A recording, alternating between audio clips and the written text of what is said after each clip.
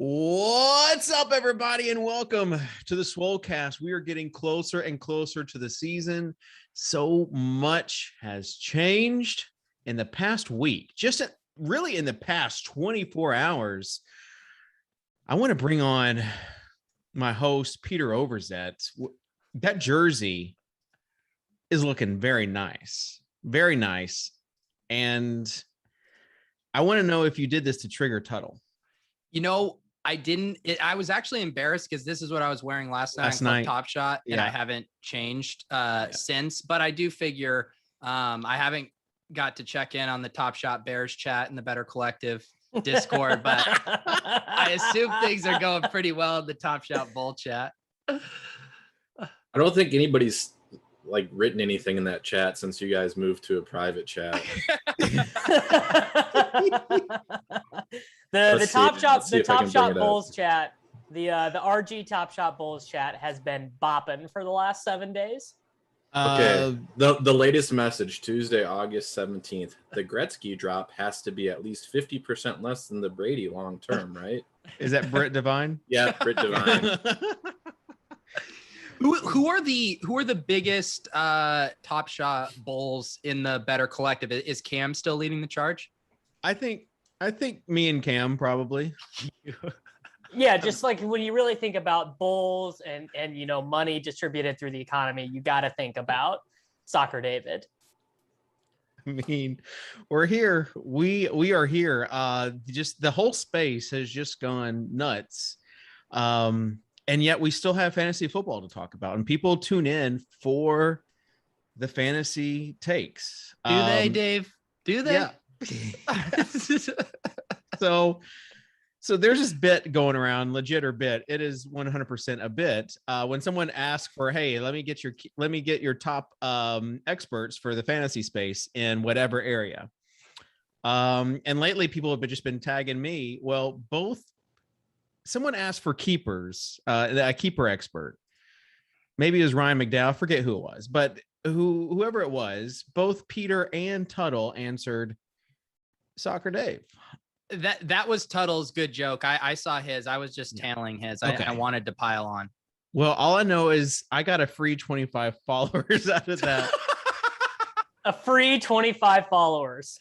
We pumped your follower bag disingenuously. For right now, I'm trying to get people good advice, honestly. Can you imagine people that oh, cool, I'm going to follow him. And then they scroll down my timeline and there is no takes at all about any sort of keepers. It just set the bar low and raise it as we go. That's the story of this show. All right, Davis, let's lead off with some of the news.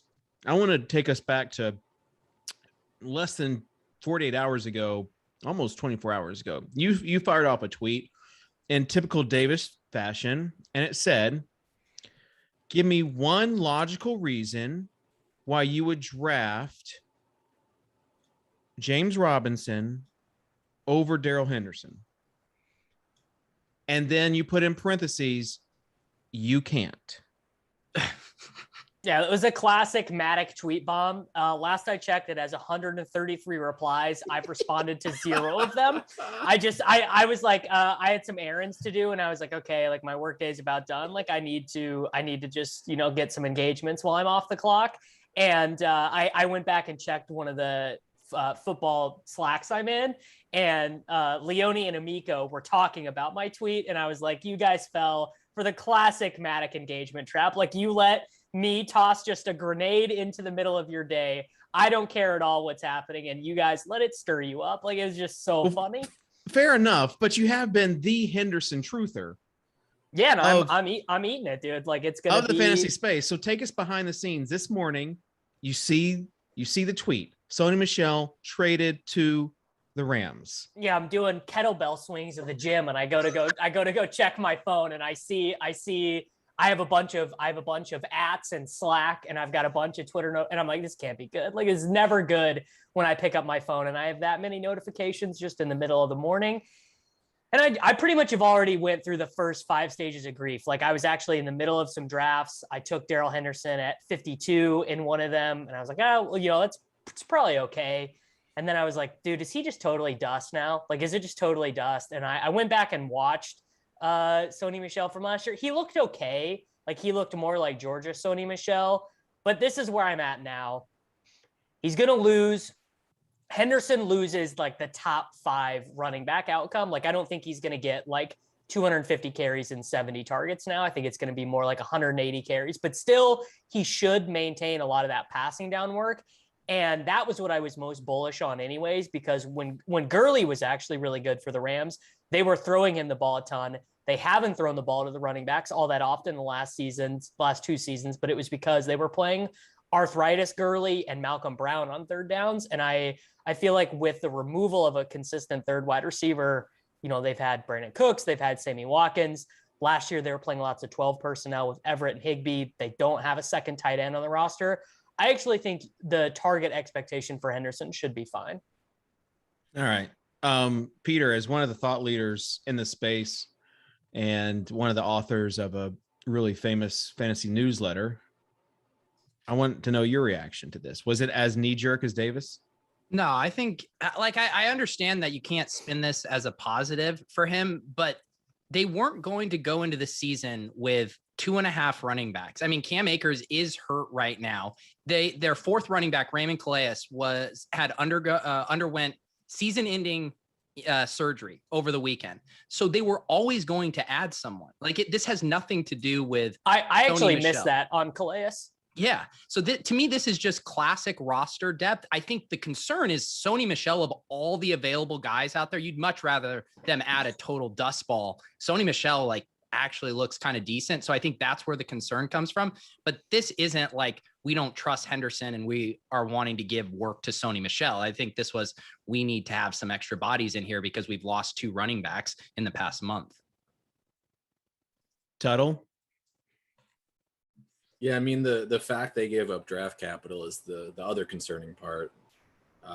Instead of just scooping up some free agent like Duke Johnson or something. Although I don't know the latest word on the Duke Johnson streets, but the fact that they did give up capital is a little bit concerning. I mean, the worst case scenario was them trading for Melvin Gordon, right? And like, that would have been like, if they trade for Melvin Gordon, I'm like, we're truly dusted off. And I mean, the Pats played this perfectly, right? Where they just showcased Michel all through the preseason. Smart people like Sean Siegel saw this coming a mile away, said Sony Michel is going to get traded. And of course it happens. But I'm curious how much of this too, do you think the Patriots trade him if Ramondre Stevenson doesn't look so good in the preseason? If we're staring down the barrel of a redshirt year for Ramondre Stevenson, which seemed very likely, I don't know if they make this move. I don't pretend to know what Belichick thinks when it comes to running backs. As far as drafting them high and then not playing them the following year, seeing that the whole redshirt year. It's like, what is Stevenson that good where he kind of bucks that trend? He's definitely looked good. But yeah, and that's the thing. JJ Taylor is coming for everybody's bags. Taylor is coming for James White's bags. Taylor seems like a White replacement. But he doesn't really catch passes. If you go look at what he did in college, he was actually much more of a, pretty straight. Like he had 587 carries at Arizona and 62 receptions. Like he's coming for everybody's bags. I have got a bad feeling about this as it pertains to JJ Taylor and all Patriots running back bags. So I don't want to give away too much alpha because people are expecting this from me, but Stevenson was already on my keepers list for redrafts. I promise he was already keepers list. He's a rookie. He's already on my keepers He was already on the keepers list for next year. Oh, you have to target. I've said too much. When are you gonna release a Spike? Keep it behind the paywall. Yeah, I need the Spike Week version of Dave's keepers, and you release your 2022 keeper list in August of 21. Okay. Callaway was already on the list. Oh, yeah. So literally every guy that's getting steamed. Stevenson. Well, why do you think they're getting steamed now, Peter? Is the question. Because they were on the list, dude. They were on. Watkins. Yeah, it's the soccer day bump. They were on his newsletter list. So this guy caught a touchdown in preseason, so he's on the list. So these are, and plus I've got my redraft league this weekend, and I probably have a bunch of league mates that are listening to this and they want to snipe me on some of these auction bids. But what is your guys' take on the Callaway stuff? I mean, he's now going in like late round 8. Jam it. I'm so mad. I'm so mad I don't have more of You're him. jamming him at his new price. He wears number 1, dude. He wears number 1. Okay, it's not just. So Davis's analysis is number 1. I don't. How do you get paid to do this? It depends on if he fills out his work logs or not. But aren't you scared of Chris Hogan, bro? But Jameis Winston, though, if they open up, so like the concern was that they were going to just like run this season, and that Jameis might not even be the starter. But if they let Jameis kind of air it out, the neurology drills, dude. CSU said that's the next big wave. If I can be serious about Marquez Callaway for a second, please. I mean, first off, like wearing number 1, obviously it's just David, you just said you're going to be serious. That's your only talking point. So he's got the right size and the right agility stuff to play slot or outside. So you could see him getting some of the easy slot stuff when Deontay Harris is suspended, or if he does well at that, because Traquan is going to play outside. The Troutman injury, I think, is pretty nice for him, because if Troutman had any passing role at all, he would have had a chance to do that when Deontay Harris was suspended, while Michael Thomas was out.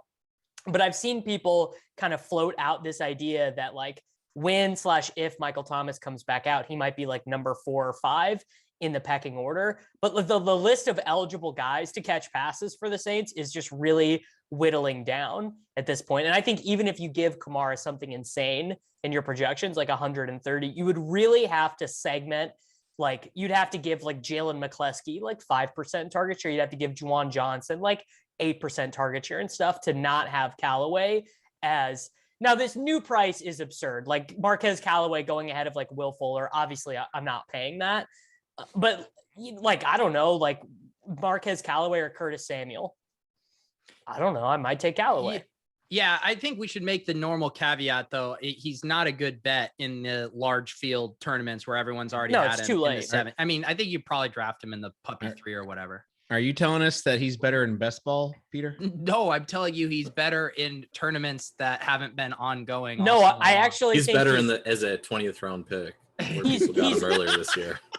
He's worse in best ball because there is a situation where he ends up being worthless when Michael Thomas comes back and he's getting like 3.5 targets per game. But like if you took him in the 10th round in the main event or whatever, start him for 6 weeks. If Michael Thomas does come back on schedule, then you've had 6 weeks to prepare your roster for that eventuality, and you can cut him or bench him.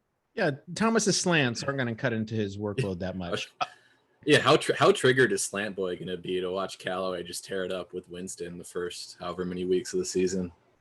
So, did you see Callaway's player comp on Player Profiler? It's making my mouth water. Oh gosh, what is it? Go look it up. Player Profiler. Trending player number 1. Oh, Kenny Britt. It's Kenny Britt. Kenny Britt. Kenny Britt had some off the field issues, some attitude issues. Is he as big as Kenny Britt? See, that's what I was. Kenny Britt, I thought was like 6'2" or 6'3". Britt is taller. Britt is taller. Was a house. Yeah. But Callaway was like, if you weren't a UT fan, you weren't even like, you didn't even know this guy existed. But then again, that's sometimes why the college dominator scores. Sometimes you have to add a little bit of context because Tennessee has been known to just squander talent. Another guy on the Saints that they did not utilize well at all, Alvin Kamara. Like imagine they played Jalen Hurd. They started Jalen Hurd over him for 2 years. Like, I mean, this is Dave being a Vandy fan, by the way. Like, oh, Tennessee doesn't know how to use their skill position players. I mean, why not both? Why not add some analysis? Why point out the ineptitude of the Tennessee Vols coaching staff? All right. Well, hang on real quick while we're on the Saints. What's our Ty Joe take? Is he the number 2 behind Kamara? So to me, it sounds like it's not that Tony Jones is having this amazing camp and looks so great. Yeah. Tojo. I thought you were talking about Montgomery for a second, who I forgot even like existed until that game. Useful as always from Dave. My thought would be Latavius Murray is 33 years old. The cliff comes for running backs faster than any of us imagined. They leaked, what was it, like 2 weeks ago? They're like, oh yeah, we might cut this guy. Like it just sounds like maybe Latavius is just not as good as he used to be. That's it. Like I think like you can stab on him in the 18th or 18th round of underdog, 20th round of main events and stuff. But like I'm not expecting Tony Jones to have the Latavius role. It's super bullish on Kamara to me. It's well, where was Latavius? Where was Latavius going? Latavius was starting to slide. He was at like pick 130 and had fallen 12th about round 10 picks. Yeah.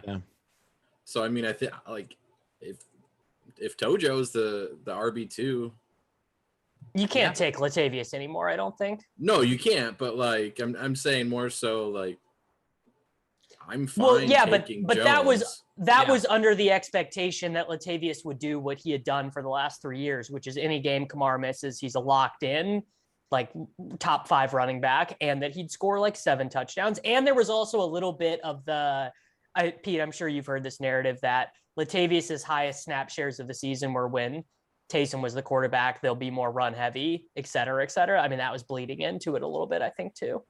Yeah. Well, I mean, I think Tojo should probably be going. Love saying Tojo. It is a great nickname. He should probably be going where like Alexander Madison goes, around pick 150. Like why shouldn't he be there with Damian Williams in Madison? Yeah, that's kind of what I'm saying. Like, do we like the only reason why you would argue against that is if you think the RB2 role changes now and downsizes. Kamara randomly starts, a bigger role. Yeah, it just seems like even when Kamara has been incredible, they still have wanted to keep him at that like 65% snap share. They've never wanted to go full blown McCaffrey with him. Guys, I have an announcement to make. Did you do the giveaway? No, we do have a give. We do need to do this giveaway though, but I want to welcome Tony Jones to Soccer Dave's keeper list for 2022. Oh, baby. Right, Tojo, and I'll acknowledge it. This is like the Swolecast has been dumb for a long time, but that was one of the dumbest moments on the show. Davis, after your number 1 analysis, placing a 1 round premium on everyone who wears Davis number goes, 1. no, let me be serious. So he is wearing number 1. Tell me KJ Hamler wearing number 1 is not like one of the most inspiring things you've ever seen. Dude, KJ's still undervalued though. I know we'll talk about this. This is actually a good segue, Davis. Before we get there though, I do want to announce the winner of the prestigious Kawhi Leonard giveaway. Only about 24 hours too late for people who are trying to do the showcase challenge. I had to have it. He had to have it. At IR Black. IR Black. He's a good dude. He's a ship chaser, Discord member. Congratulations, Ivan. Yeah, we'll ship that. Also in the Top Shot Bulls chat, we do trade moms so we can help complete challenges too. So rent sounds like seekers. cheating to me. Yeah. no, They it explicitly said it was okay. No, I should have done it though. I spent money checked to do the challenge. Yeah, Davis went ahead and bought everything like just a. Cool. I'm not a rent seeker. I'm here to. It's because he's a true supporter. Economy. No, he's not a True supporter. This is the whole point of like the collectible space. I went inside of the 9 Lives Lounge and I asked specifically, is this okay to do? And I was given the okay. Yeah, sure, it's okay, but you're not supporting the economy. Pete, have you gotten your FVV series 2 moms yet? Dude, apparently Wade's is out of the Top Shot scene and very salty that I brought that up. So we're going to drop that. Wait, what? Right. What Oh. is it? I need it. He was legit upset. He's completely out of Top Shot, apparently. Yeah, we had a very awkward DM exchange.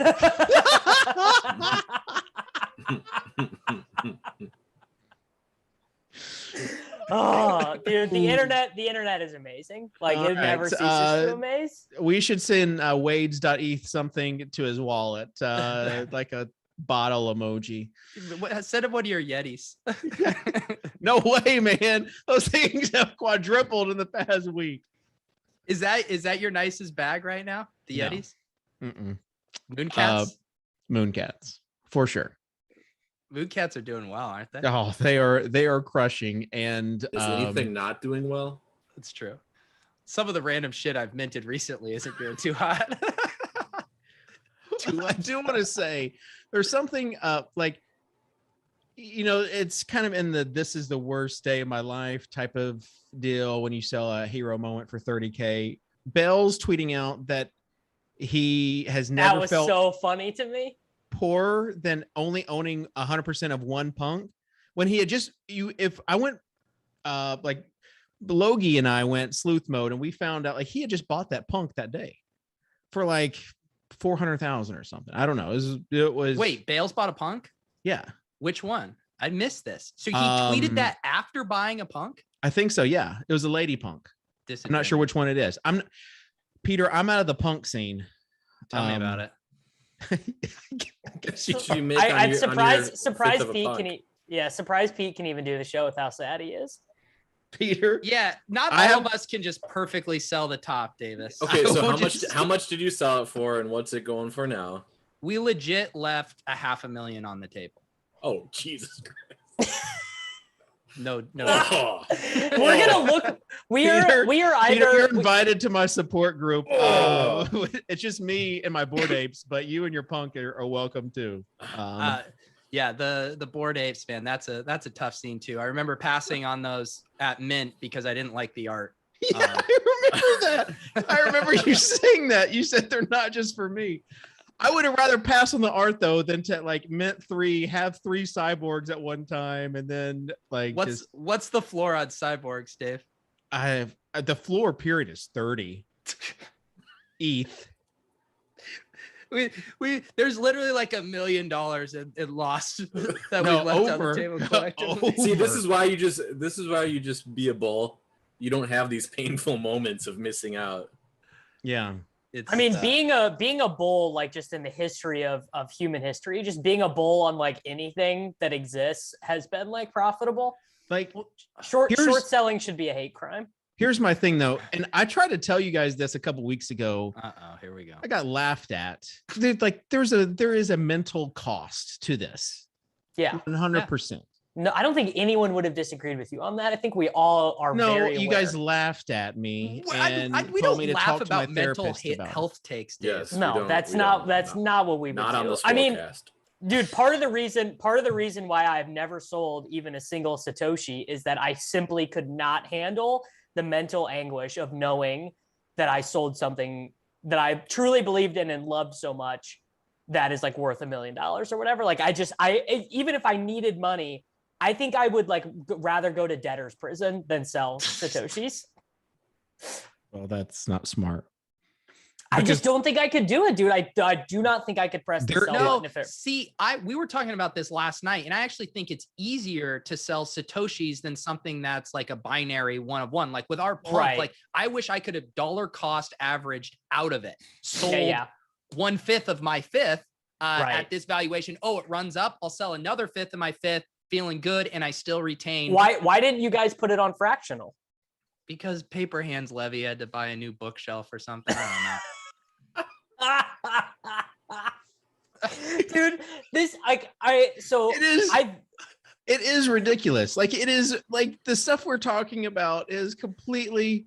I mean, generational wealth from JPEGs. Like, it's like you couldn't. This is not the script of the wildest movie you could ever imagine. Like, no, like this is one of everything I have been experienced or been close to in my life. This is the most truth is stranger than fiction thing I have ever seen.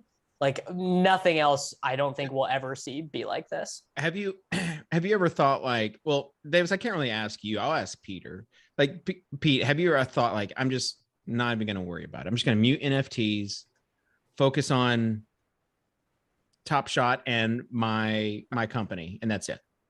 No, I mean, I think I'm fortunate. I have pretty good mental health. It did gnaw at me for a little while, but no, I'm happy for the people that are printing. It's not about like being happy. It's like feeling like you are potentially missing out on something.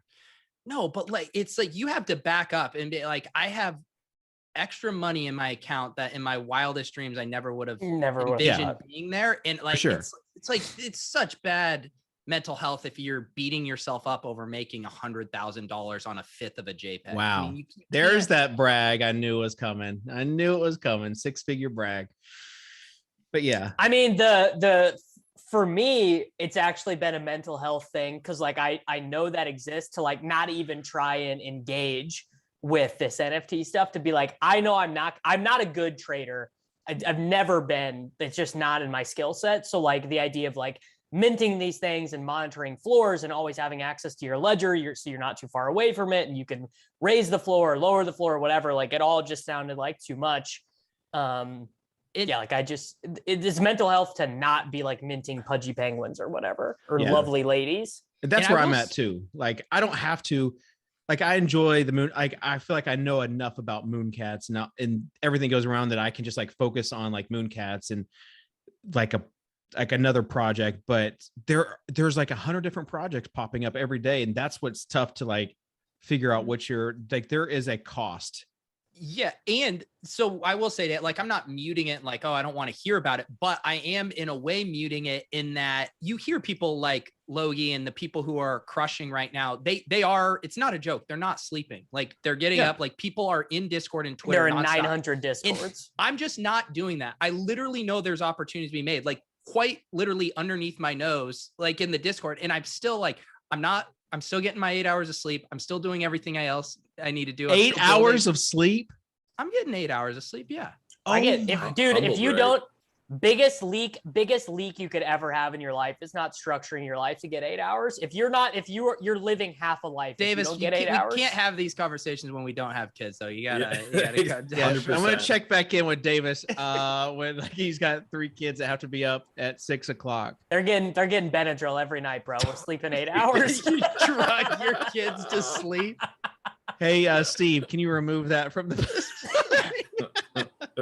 I mean, is being a parent, like, I mean, I'm sure it's amazing. Here we go. Great and everything. Parenting tips. Dude, how do you not get 8 hours? Just like, I have no parenting tip to give you. It just feels impossible.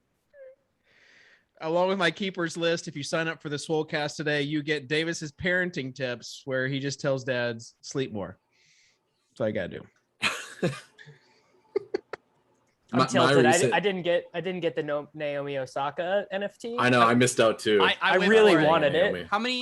Dude, 5,000. 5,000 on the first one. It says there's 4,600 people ahead of me. Did I make it? Oh, look at this guy. Oh my God! Look at how many tabs you have open? How many tabs you have open? Yeah, cheater. Just one on my phone.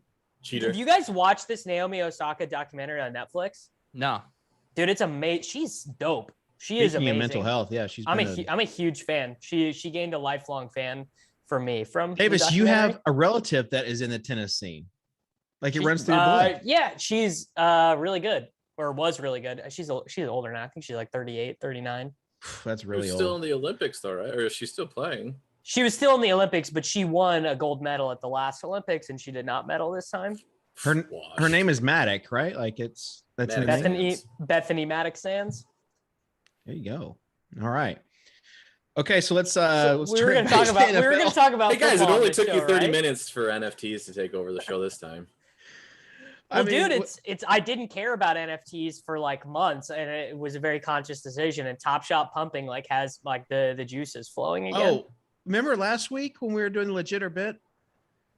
Guess who was listening to us about the fantasy football and the blockchain? I told you when we were doing it that it was Own the already moment. a thing. No, it's different than Ricky's thing. Own the moment. Yeah. They're coming out with their own fantasy football thing. I was waiting for Kitchen to pump his bags from some.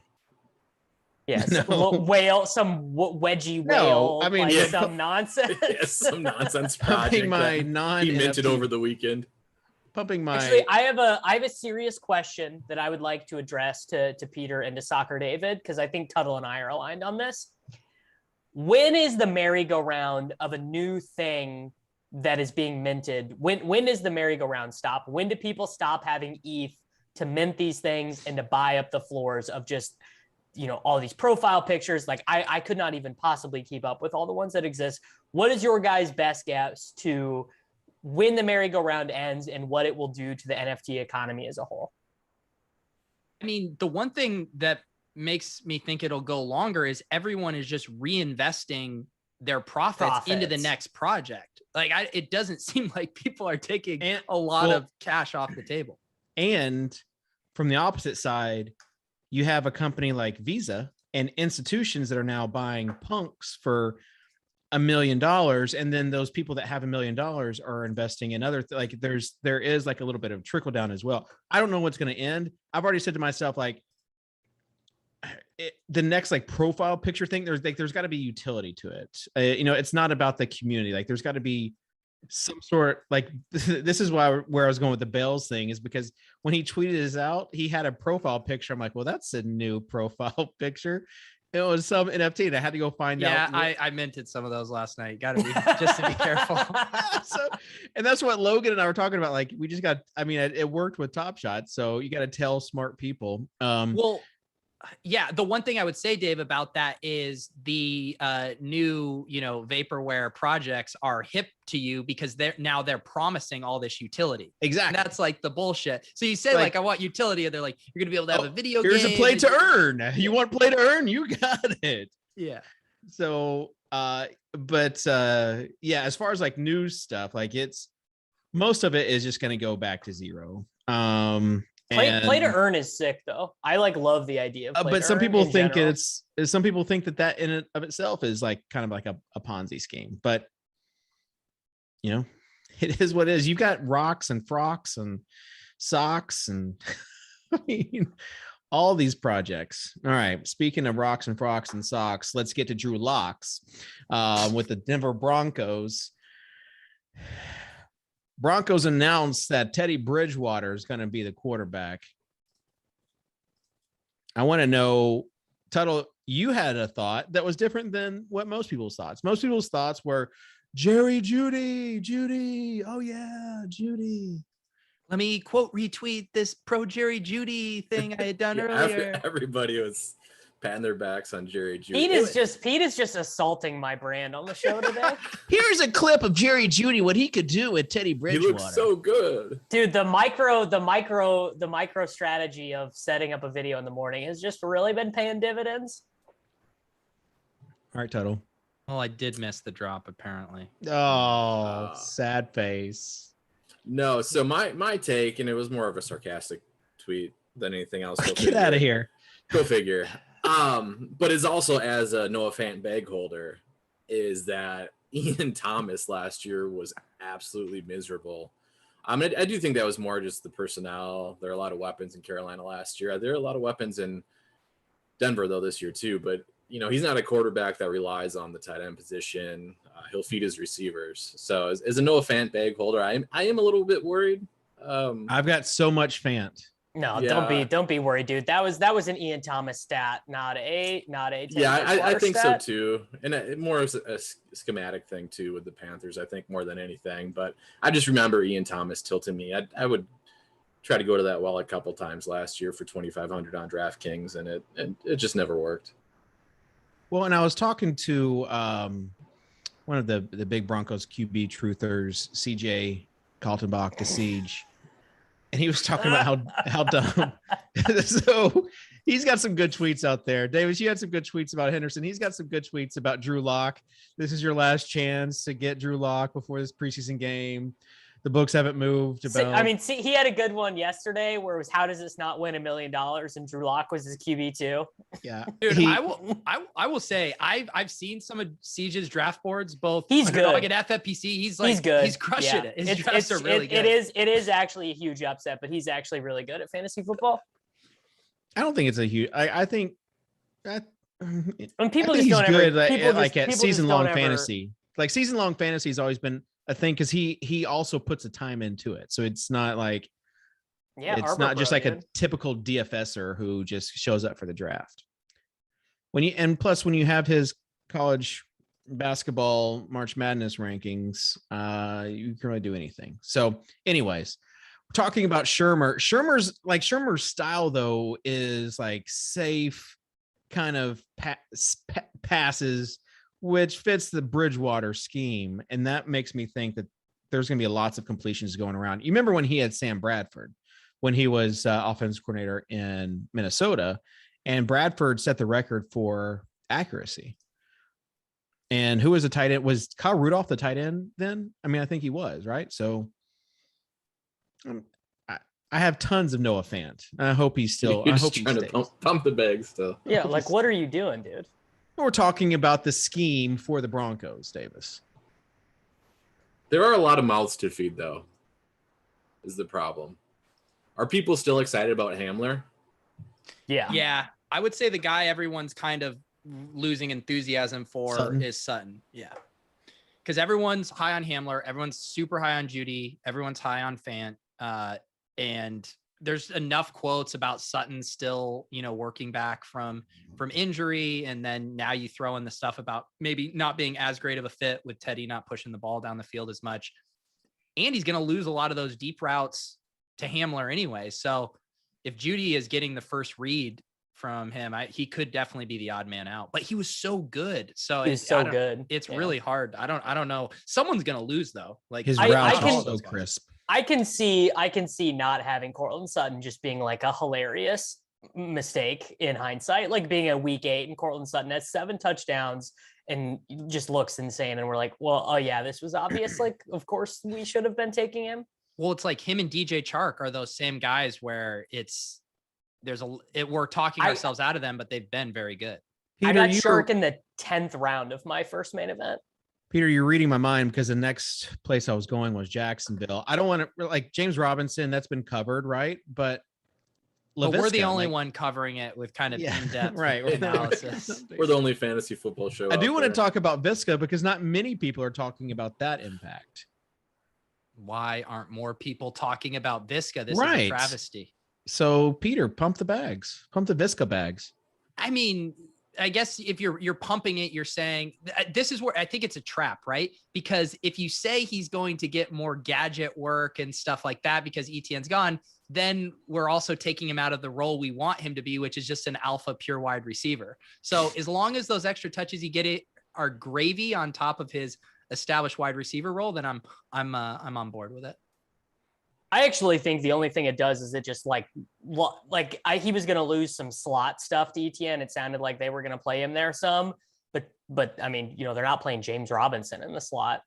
So he feels like he's very safe there. And like, normies just love Marvin Jones Jr. Like I bet Soccer Dave has Marvin Jones Jr. like locked and loaded week 1, ready to jam him in single entry. Like normies freaking love this guy. And I had never got it. Like what he's because he scored 4 touchdowns a couple times against the Packers every time.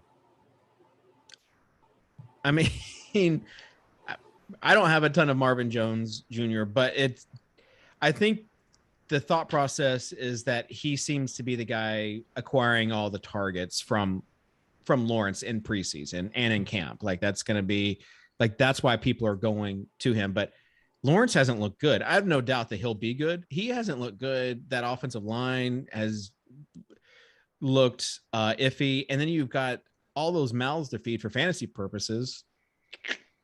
It's tough to do like a Jag stack and feel good about it. No, it's not. Yeah, it is.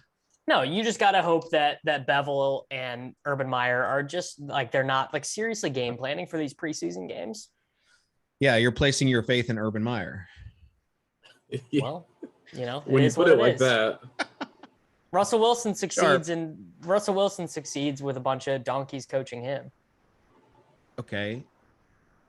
Do you think that Trevor Lawrence's rookie season is going to be the equivalent to Russ in his prime? I mean, Trevor Lawrence was like the one who was anointed. Like people as a true freshman in 2018 were saying in 2 years, this guy's going to be the number 1 overall pick. And he was, which does not happen very often. So was Peyton. Peyton had like the most, instead of rookie, record for interceptions. Rookie interceptions don't matter. He can throw 50 interceptions. It doesn't matter. Throwing interceptions is probably better for his fantasy numbers because they're going to be down. Peyton didn't have an alpha right behind him. No, can we stop with Is this? that a Gardner Minshew reference? Yeah, that was. Anyways, Davis, so you're drafting all the Jag stacks. Any other undervalued teams, players that you're looking at right now? Yeah, Tuttle, what do you got for us? Undervalued right now? Colts are still slightly. Wentz is still going late enough. Point. Campbell's still late enough. Pittman's still late enough. I'm trying to think of who else I have. Okay. Bengals are starting to catch up. Their draft positions. Jamar Chase talk is not positive. It's bad. It seems bad. Like suspension might be coming for him. Like I don't have great details, but it seems bad. Like the stuff going. Well, no. Yeah. I mean, Pete might know more from newsletter life, but he's like via social media been accused of some domestic violence transgression, which is obviously bad. I have not heard this. Yeah, there's a screenshot. I didn't write about this. There was a screenshot of his girlfriend on Instagram that I believe was inferring that, but I haven't seen anything more official from any of the news beat reporters or whatever. Yeah, Chase has slid quite a bit. I'll tell you someone who I can't stop drafting, and that's Baker Mayfield. He is just like I don't understand why. Because he's useless. But I even though he's useless, I'm so with you because you can backdoor if you have like a weird team or a super wide receiver heavy build, you can go Baker, Donovan Peoples-Jones, Austin Hooper, and it's just so easy. Well, and even Landry is like falling up where you can get him. Why do you think he's useless, Davis? Because he doesn't run. I mean, I think he finished quarterback 23 last year. Like it just, I don't know. They're just not going to throw the ball that much, and they're going to around the goal line.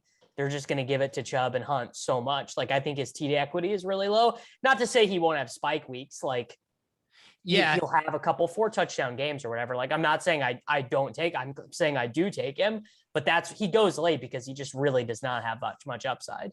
Yeah. The other thing though too is like Odell was a disaster last year. They were playing Rashard Higgins as their wide receiver 3, and he's a Jag. He's fine. But if Odell is back, he is. No. I mean, I know he's back, but I mean, like New York Giants rookie year back. Is what and I'm telling you, Peter, he is. Have you seen his PFP? And they played the wind games, and they had the one COVID game where Landry, Odell, and Higgins were all out, and they Austin Hooper got 16 targets. Yeah. So with their personnel, and now you have Donovan Peoples-Jones, who looks great, adding more of a vertical element. I don't think the offense is stubborn enough to just run nonstop if they're having those weapons. So I think they could tilt a little more pass heavy compared to last year, and the weather shit too. I do have a bag to pump. I just went through some of my teams, and again, can't speak to underdog. Been mostly drafting on DraftKings, so I'm not sure how the ADPs pan out there. But the Seahawks, yeah, you can get. I basically have no Metcalf because he goes early still. Yeah, but Lockett sometimes falls to the 4th round. Rashad Penny falls far. I was going to say the only exposure I have is Penny, I think. Russell Wilson, Dwayne Eskridge is your last pick in the draft. Yeah. I'm getting worried about Easy. Eskridge being a thing. Gerald Everett. Yeah, Everett is the backdoor that I love. Okay. I like that. Let's talk about NFC or AFC East combos as far as Jets and Patriots for these stacks, because again, you've got some underpriced passing stacks. Wilson has looked really good. Corey Davis looked really good with Wilson Croft, baby. What's that? Wilson and Croft. Wilson, Croft, Ty Jones. 16, 17, 18. Bada bing, bada boom. Go win $1 million. See, I don't know if any of these guys are coming underpriced, like quote unquote underpriced though, right? Like I have a lot of Elijah Moore, but like I think they're all going fair. I think. Yeah, Corey, if Corey Michael Davis Carter, is a wide receiver 1, like he's going pretty early though. He's gotten the hype. He's gotten the hype. Corey's gotten Corey steamed Davis. hard because he got like virtually every single target from like Zach 6 of 7 rounds. Yeah. Yeah, he's gotten the steam. I don't have barely any Corey Davis. It's like Elijah Moore, Jamison Crowder. I do have a few Crofts, but even Crofts, like he's going still like some. I think he went in the 19th round in my last draft. Like I'm not. Imagine taking Tyler Croft over Donald Parham. Yeah. So another situation as far as like when you're looking for a running back in the 17th and 18th round, after that game, I have been drafting Tevin Coleman because it seems like there is a possibility that he could be. Ty Johnson is the one you want. Yeah. Well, Coleman could be the goal line back though, right? Like, and he could be the starter, and you're spending a 17th or 18th on him. Yeah. No. He's going earlier than that, I think, too. By the way, Not an underdog. It's just Michael Carter has this egregious ADP. He was playing in the fourth quarter of their second preseason game. Like, it's not good. Yeah, I don't know.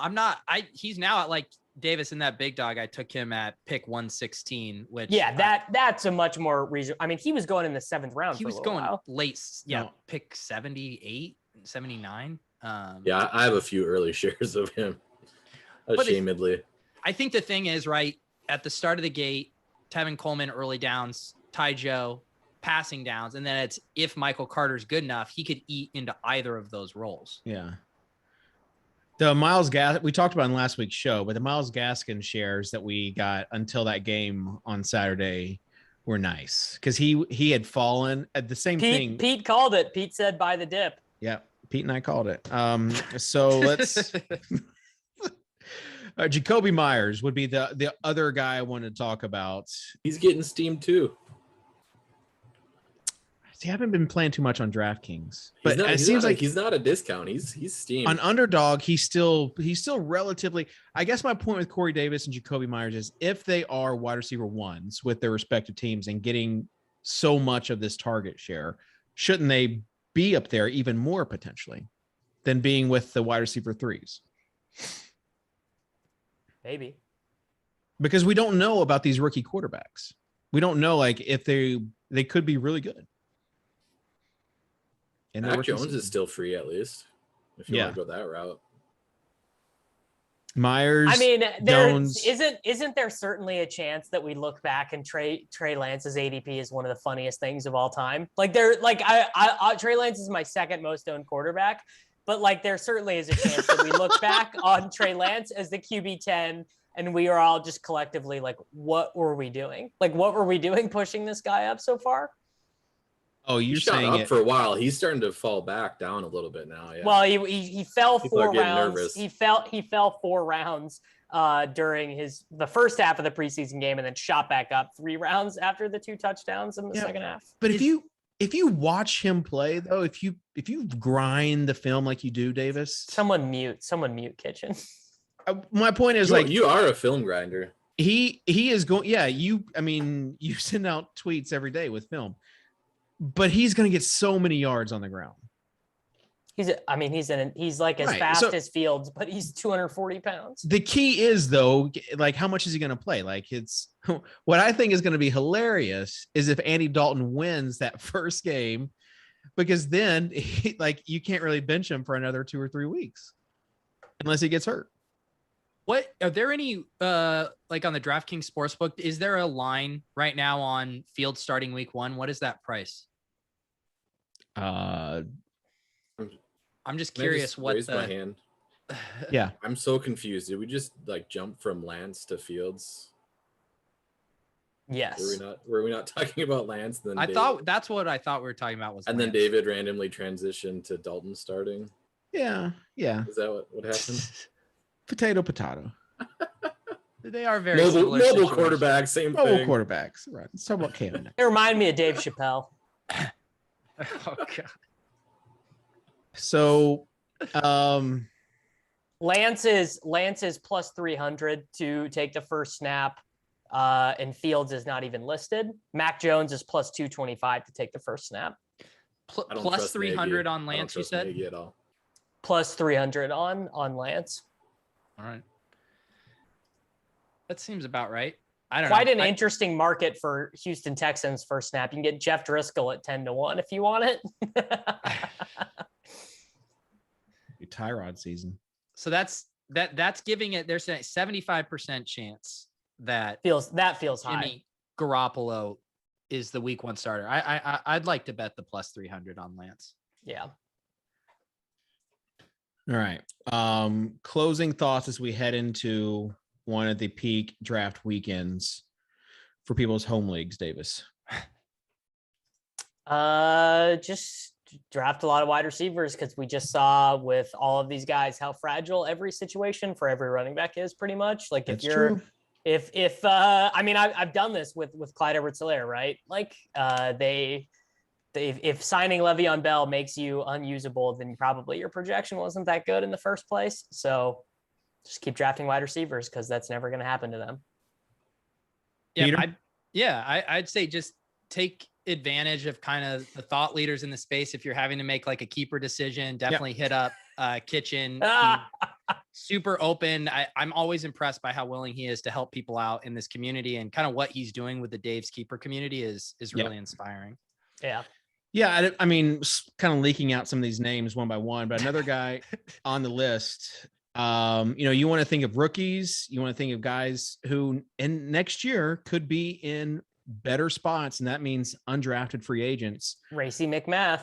Not Racy McMath. He's not going to be an undrafted free agent next year, Davis. It's going to be an undrafted free agent. Stop it. Michael Gallup is a name. I don't think he's going to be with the Cowboys next year. I think he's going to be an alpha somewhere. You can get him for free, basically, in your drafts. You can't get him for free. Yeah, you can. What, 10th round? About? Oh my God. Dave has not touched a draft in 6 months. I have. I've got 10 slow drafts going right now.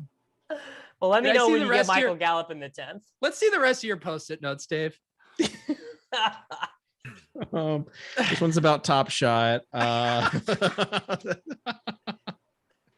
have to figure out if what I'm willing to pay, what I'm willing to give up for a LaMelo Cool Cat to sell it. Like, is a jersey worth what he's going for right now? Would you give up your LaMelo Cool Cat for a Super Bowl ring?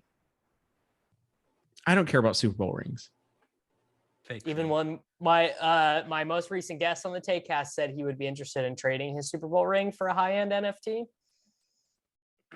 Okay. So I was going to offer you the opportunity to enter into that swap. It feels like you were just kind of pumping the Takecast. I don't have a Super Bowl ring, so. Oh my God.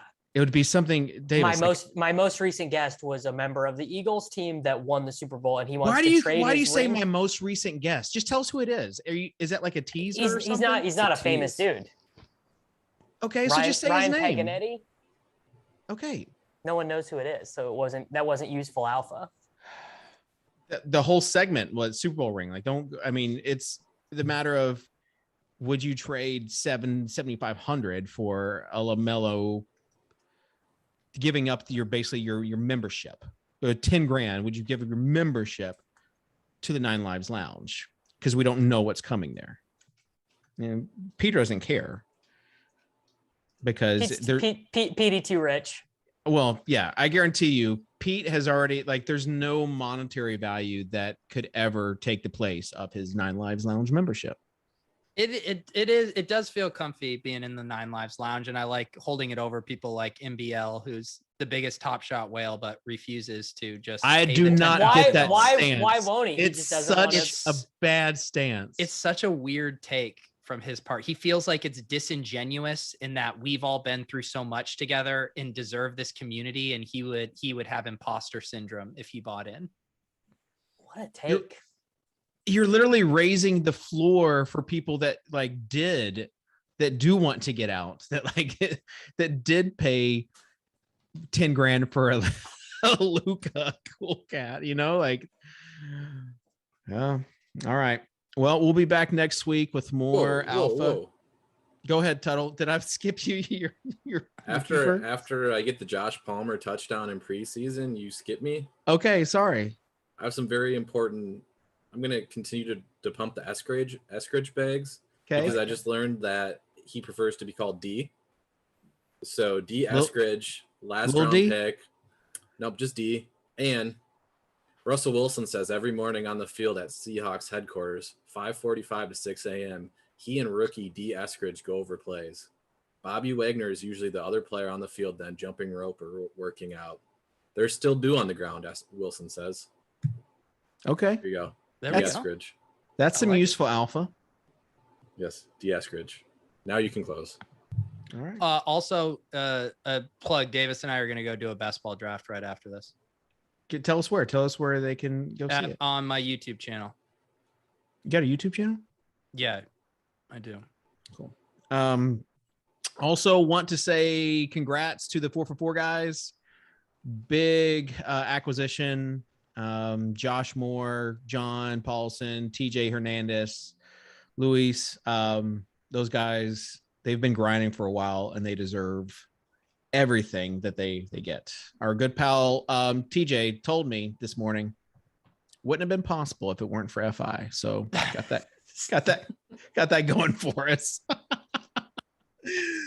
that will do it. We'll see you next week here on the Swolecast. Peace.